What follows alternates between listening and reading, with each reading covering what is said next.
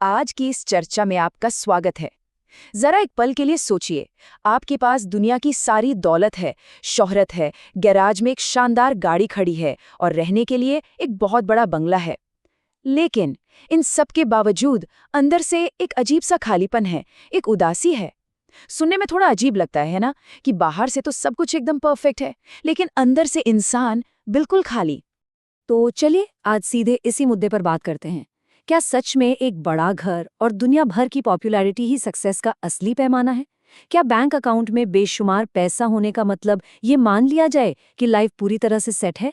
सच कहूं तो ये एक ऐसा सवाल है जो हमें ये सोचने पर मजबूर कर देता है कि आखिर सफलता कहते किसे हैं।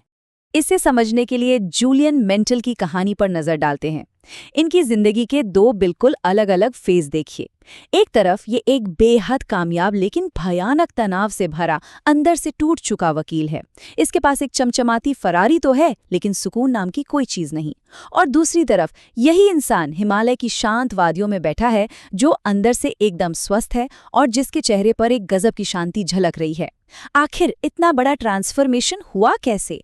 तो इस पूरे सफर को हम 5 हिस्सों में समझेंगे। पहला, सफलता की वो तस्वीर जो अधूरी है। दूसरा, हिमालय की तरफ मुड़ना। तीसरा, एक जादुई बगीचे के कुछ खास रहस्य। चौथा, लाइफ बदलने वाले 4 नियम। और पांचवा, सच्ची सफलता का असली मतलब। तो चलिए बिना किसी देरी के इस दिलचस्प सफर की शुरुआत करते हैं। शुरुआत करते हैं हमारे पहले पॉइंट से, सफलता की अधूरी तस्वीर। जूलियन मेंटल कोई आम इंसान नहीं था। वो एक बहुत ही मशहूर और कामयाब वकील था। पैसा, लग्जरी, शोहरत, उसके पास सब कुछ था। लेकिन कड़वा सच ये था कि अपने ही परिवार, अपनी सेहत या खुद अपने लिए उसके पास 1 मिनट का भी वक्त नहीं था। देखिए, ये सब कुछ रातों रात नहीं हुआ। सालों तक एक टॉप वकील की तरह पागलों की तरह काम करने का नतीजा ये हुआ कि जिंदगी का पूरा बैलेंस ही बिगड़ गया। तनाव का लेवल धीरे धीरे इतना ज्यादा बढ़ गया कि एक दिन कोर्टरूम के बीचों बीच बहस करते हुए उसे अचानक एक भयानक हार्ट अटैक आ गया। सच मानिए, ये शरीर की तरफ से एक बहुत बड़ा और डरावना वेकअप कॉल था। और यहीं से हमारी कहानी का दूसरा हिस्सा शुरू होता है, हिमालय की तरफ मुड़ना। हार्ट अटैक के उस खौफनाक पल के बाद जूलियन को ये बहुत गहराई से महसूस हुआ कि सिर्फ मशीन की तरह काम करते जाना और बस सांसें लेना, इसे जिंदगी नहीं कहते। और बस इसी एक सोच ने एक ऐसे बदलाव की नींव रखी जिसकी शायद ही किसी ने कल्पना की होगी। चलिए देखते हैं कि इसके बाद चीजें कैसे आगे बढ़ती हैं। जूलियन ने एक बहुत ही बड़ा फैसला लिया। उसने अपनी फेरारी, अपना आलीशान बंगला, सब कुछ बेच दिया और सीधा निकल पड़ा भारत की तरफ। वो हिमालय की गहराइयों में गया, जहां उसकी मुलाकात सिवाना के साधुओं से हुई। इन्हीं भिक्षुओं ने उसे अपने मन को कंट्रोल करना सिखाया, अनुशासन का पाठ पढ़ाया और जीवन के असली उद्देश्य से वाकिफ कराया। अब हम आते हैं इस चर्चा के सबसे दिलचस्प हिस्से पर, यानी जादुई बगीचे के रहस्य। सिवाना के साधुओं ने जूलियन को जो भी सिखाया, उसे समझाने के लिए उन्होंने एक जादुई बगीचे की कहानी का सहारा लिया। तो चलिए इस रहस्यमयी कहानी में छिपे हुए उन गहरे और शक्तिशाली प्रतीकों को एक एक करके डिकोड करते हैं। इस कहानी में सबसे पहले जिक्र आता है एक बेहद खूबसूरत बगीचे का, जो असल में हमारे दिमाग का प्रतीक है। लॉजिक बड़ा सिंपल है, अगर आप बगीचे में अच्छे बीज बोएंगे तो फूल भी शानदार ही खिलेंगे। ठीक इसी तरह अगर आप अपने दिमाग को पॉजिटिव विचारों से भरेंगे तो आपकी जिंदगी खुद ब खुद खूबसूरत बन जाएगी। और अगर इसमें नेगेटिविटी के बीज डाल दिए तो यकीन मानिए पूरा बगीचा बर्बाद हो जाएगा। उसी बगीचे के ठीक बीचों बीच एक बहुत बड़ा लाइट हाउस है, यानी प्रकाश स्तंभ। ये हमारी लाइफ के पर्पस या उद्देश्य को दर्शाता है। जरा सोचिए, अगर जिंदगी में कोई साफ लक्ष्य ही ना हो तो इंसान बस यूं ही बिना किसी दिशा के भटकता रहता है। एक स्पष्ट उद्देश्य ही वो रोशनी है जो जिंदगी के बड़े बड़े तूफानों में हमें सही रास्ता दिखाती है। और ये एक बहुत ही शानदार कॉन्सेप्ट को स्पष्ट करता है, जिसे जापानी में काइजन कहते हैं। कहानी में इसे एक सूमो पहलवान के रूप में दिखाया गया है। काइजन का मतलब है लगातार सुधार करते रहना।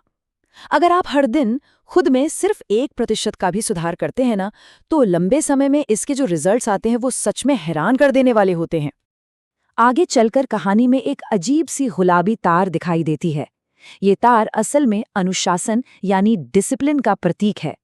देखिए, मोटिवेशन तो आती जाती रहती है, कुछ दिन रहेगी फिर गायब हो जाएगी। लेकिन अगर कोई चीज आपकी लाइफ बदल सकती है तो वो है आपका कड़ा अनुशासन और आपकी रोजमर्रा की मजबूत आदतें। इसके बाद कहानी में आती है एक स्टॉपवॉच। ये हमें वक्त की असली कीमत याद दिलाती है। दौलत अगर छिन जाए तो इंसान उसे दोबारा कमा सकता है, लेकिन जो वक्त एक बार मुट्ठी से फिसल गया वो कभी लौटकर नहीं आता। इसलिए अपना कीमती समय फालतू की गपशप या बिला मतलब की चीजों में बर्बाद करने से हमें हर हाल में बचना चाहिए। इस जादुई कहानी का आखिरी प्रतीक है खूबसूरत गुलाब के फूल। ये फूल दूसरों की मदद करने यानी सर्व करने की भावना को दर्शाते हैं। एक इंसान को सबसे गहरी खुशी और सुकून तब मिलता है जब वो किसी और की जिंदगी को थोड़ा सा बेहतर बनाता है। सच कहूं तो दूसरों को ऊपर उठाना खुद को ऊपर उठाने का सबसे बेहतरीन तरीका है।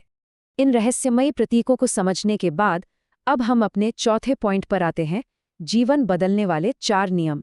यह हिस्सा पूरी तरह से प्रैक्टिकल है। ये एक ऐसा डेली रूटीन है जिसे वो हिमालय के साधु अपनी रोजमर्रा की जिंदगी में फॉलो करते थे।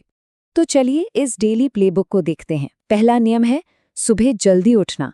ये एक आदत आपके पूरे दिन को कमाल की एनर्जी से भर देती है। दूसरा, मेडिटेशन या ध्यान के जरिए अपने दिमाग की ट्रेनिंग करना ताकि नेगेटिव थॉट्स को बाहर रखा जा सके। तीसरा है अपनी सेहत को सबसे ऊपर रखना।